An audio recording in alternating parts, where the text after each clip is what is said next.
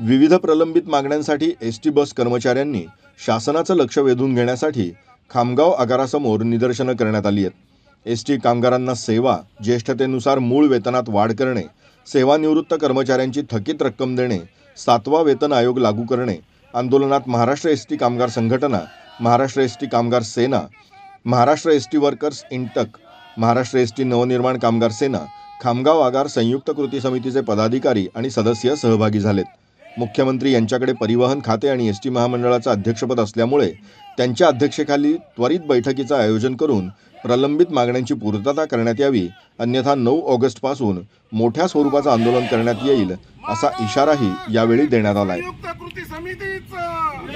ST कर्मचाऱ्यांच्या ज्या प्रलंबित मागण्या आहेत त्या मागण्या तात्काळ आपण मार्गी लावाव्या।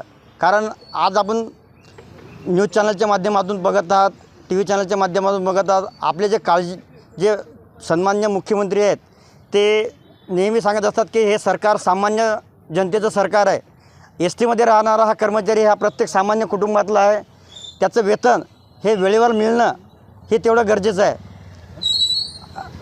आपल्या माध्यमातून एक सांगू इच्छितो की आमच्या ज्या प्रलंबित मागण्या आहे हे राज्य सरकारने तात्काळ मार्गी लागाव्या आणि भविष्यात आम्हाला जे संयुक्त कृती समितीच्या वतीने 9 ऑगस्ट रोजी जे धरणे आंदोलन महाराष्ट्र लेवलला होणार आहे, हे या गोष्टीची पुढे गरज न पडू देता तात्काळ या गोष्टी मार्गी लावून आजच्या आंदोलनाच्या माध्यमातून पुढच्या ज्या गोष्टी आहेत, आमच्या आर्थिक प्रलंबित मागण्या आहेत त्या तात्काळ मान्य कराव्या, ही आमची एक शासनाला नम्र विनंती आहे। धन्यवाद।